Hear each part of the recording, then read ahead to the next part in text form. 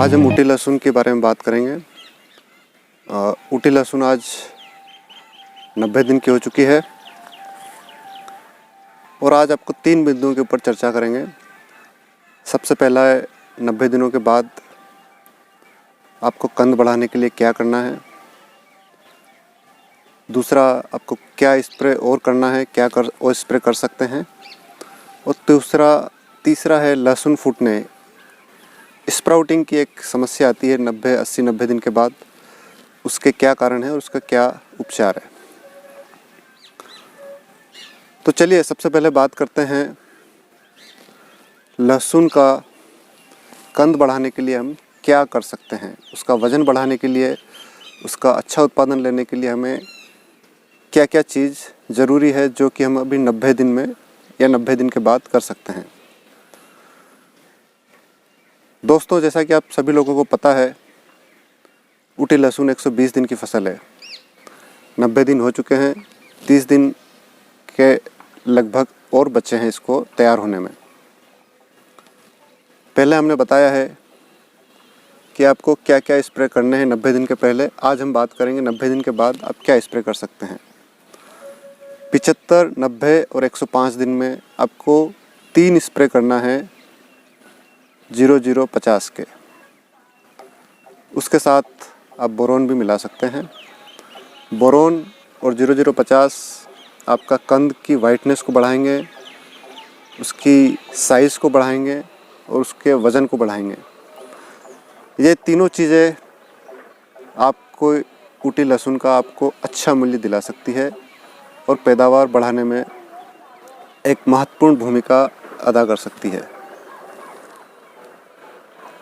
दूसरी बात आती है कि आपको फोलियर स्प्रे, ये जो भी स्प्रे हैं इनको फोलियर स्प्रे मतलब आपको पानी में मिला के 1% सॉल्यूशन का स्प्रे करना है, 0050 का और बोरोन का। इसके अलावा दूसरी बात है कि अगर आपके लहसुन में कुछ किसी तरह की फफूंदनाशक बीमारी है या कोई कीटों का प्रकोप है, तो फफूंदनाशक के लिए आप मैंकोजेब, कार्बेंडाजिम मैंकोजेब का एक कॉम्बिनेशन आता है, हेक्साकोनाजोल है, प्रोपिकोनाजोल है, मेटालिक्सिल है। इन किसी में से एक अच्छे फंजीसाइड का उपयोग करें और जो फंजीसाइड एक बार यूज़ कर लिया है, दूसरी बार उसका दूसरा टेक्निकल का फंजीसाइड यूज़ करें। वैसे तो अभी किसी तरह का थ्रिप्स का अटैक या किसी अन्य मेजर कोई बीमारी अभी ऊटी लहसुन में नहीं है। अगर फिर भी आपके क्षेत्र में कहीं पे आपको थ्रिप्स का अटैक दिखता है, थ्रिप्स का अटैक तभी होता है जब तापमान बढ़ता है। अभी ठंड का मौसम है, तापमान काफ़ी कम है, तो अभी थ्रिप्स का अटैक नहीं होगा। पर अगर तापमान बढ़ता है और थ्रिप्स का अटैक होता है तो आप किसी अच्छे इंसेक्टिसाइड, मैं टेक्निकल बता रहा हूँ, जैसे थायोमेथेक्साम है, फिप्रोनिल है, एसीफेट है, इनमें से किसी एक इंसेक्टिसाइड का आप स्प्रे कर सकते हैं। चलिए अब हम आपको ले चलते हैं हमारे खेत में, जहाँ ऊटी लहसुन लगभग 2 हेक्टेयर में लगी हुई है। आपको बताते हैं और एक जो लहसुन फूटने की बीमारी है उसके क्या कारण है और क्या उसका निदान है, वो भी हम आपको। लहसुन का फूटना, स्प्राउटिंग, जब लहसुन 75-80 दिन की हो जाती है तो स्प्राउटिंग की एक समस्या देखी गई है लहसुन में।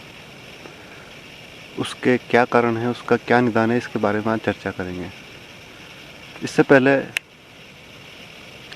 मैं आपको बताता हूँ, ये मेरा लहसुन का प्लॉट है। ये जो आप देख रहे हैं ये देसी लहसुन है, लगभग 10 लीफ स्टेज पे है। और ये जो इधर आप देख रहे हैं ये G323 है। ये लगभग 160 दिन की फसल होती है, GX323। इसके आप देख सकते हैं, इसकी पौधों की ग्रोथ और पौधों के पत्ते काफ़ी चौड़े होते हैं और इसका जो गांठियाँ होता है वो भी बड़ा चमकदार और सफ़ेद होता है। चलिए अब आपको दिखाते हैं स्प्राउटिंग।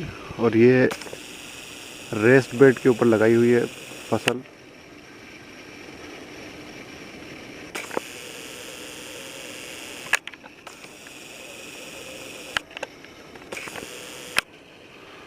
अब आपको आगे हम ऊटी लहसुन भी बताएंगे। ये जो G323 है,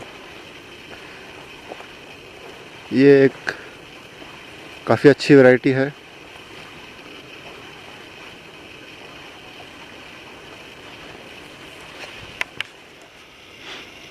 ये ऊटी लहसुन है, ये भी लगभग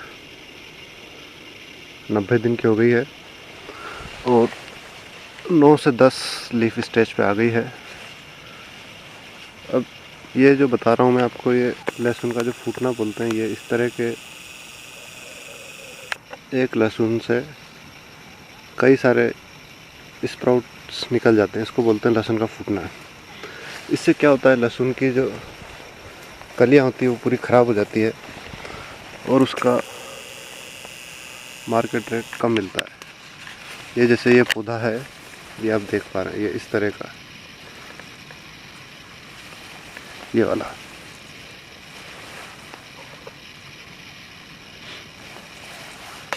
तो जो लहसुन का फूटना है उसके मुख्यतः 2 कारण होते हैं। पहला कारण है यूरिया की मात्रा अधिक आपने डाली है, या 50-60 दिन के बाद भी अगर आपने यूरिया दिया है तो उससे फूटेगा। दूसरा है आपकी सिंचाई ज़्यादा है, आपने सिंचाई ज़रूरत से ज़्यादा कर रखी है, इससे भी लहसुन फूटती है, स्प्राउटिंग उसमें देखे जा सकते हैं। तो इसका जो सबसे अच्छा कंट्रोल है वो है कि आप लहसुन में थोड़ा सा पानी रोक दें, पानी की जब आवश्यकता हो तभी सिंचाई करें। दूसरा, नाइट्रोजन फर्टिलाइज़र या यूरिया है, उसको 50 या 60 दिन के बाद आपको यूरिया नहीं देना है। जो ये ऊटी फर्स्ट वैरायटी है, ये 120 दिन की फसल है और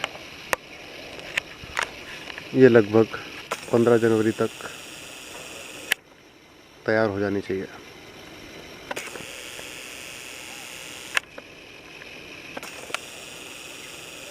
आशा है दोस्तों आप लहसुन का फूटना, इसके क्या कारण हैं और उसको कैसे कंट्रोल किया जा सकता है, इससे आपको कुछ जानकारी मिली होगी। धन्यवाद।